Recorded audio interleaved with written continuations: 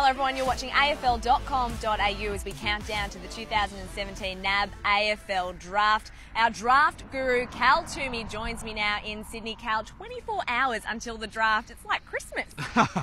It's a Christmas I'm half dreading, actually, because this Phantom draft has been the hardest to piece together in my time of covering the draft. It's been exceptionally difficult to work out who's going where, but we'll wait and see how we go, because there's still so much happening 24 hours out. And it's unlike anything I've seen, and you speak to clubs and they're the same. So still plenty up in the air. Trying to give you a little bit in the next couple of minutes and over the next couple of days, but look, it's been an interesting one, that's for sure. Well, for those who have been living under a rock, of course, Cal's Phantom draft dropped on Wednesday night. Has anything changed for you in the last sort of 18 to 24 hours? Are you fairly confident with number one, Cam Rayner? I've been sitting up in my hotel room, which I can see up there, just making calls for about 36 hours straight. Penthouse suite, of course. Yeah, penthouse suite, that's exactly right, with the spa out. No, they've been making a lot of calls, and I'm pretty confident on Rayner. I think that's one that most people have seen coming for a little while now. Look, we've heard the talk all across the year. Paddy Dow was looking like a potential number one. Luke Davies-Uniacke of late.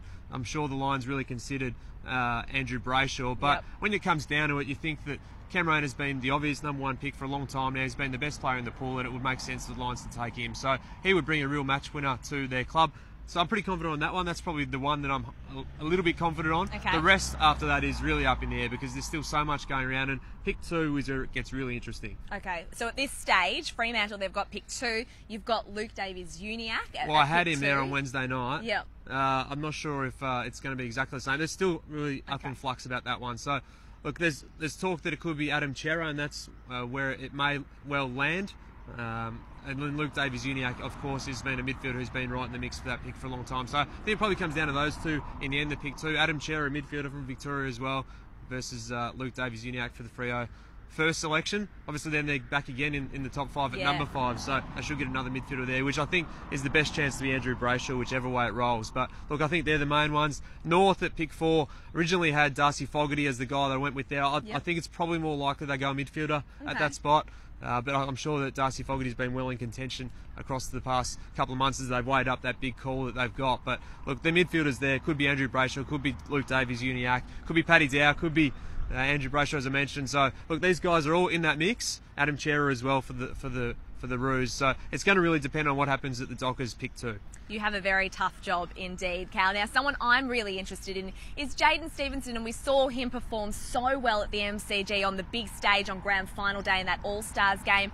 Unfortunately, there's been a medical at the Combine which found sort of a heart issue that has deterred some clubs. You've got him sliding at the moment. I mean, where do you really see him fitting in? Well, I still think he's a chance to go to the Pies at pick 6. I wouldn't rule that out completely. Clubs are still doing their due diligence, which is amazing to think that the draft's just one night away. Incredible, They've had 3 years to look at Jaden Stevenson as a prospect, but this is something that surfaced only sort of 6 to 7 weeks ago, and they're really looking for more attention and information on it. So, yeah, the Pies still would consider him, I think, but things have to be in the right sort of state for them to do that.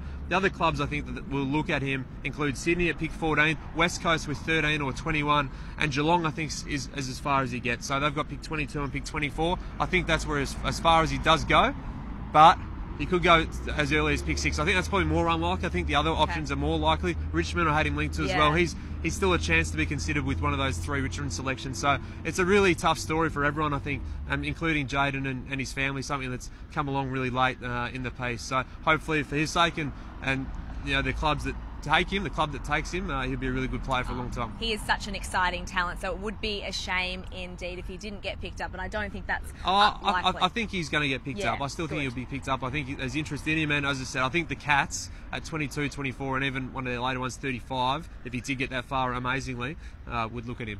Well, sure thing is that it's going to be an exciting draft night. Yeah, it's different, isn't it? It is. It's going to be fantastic. And look, it's always a great night.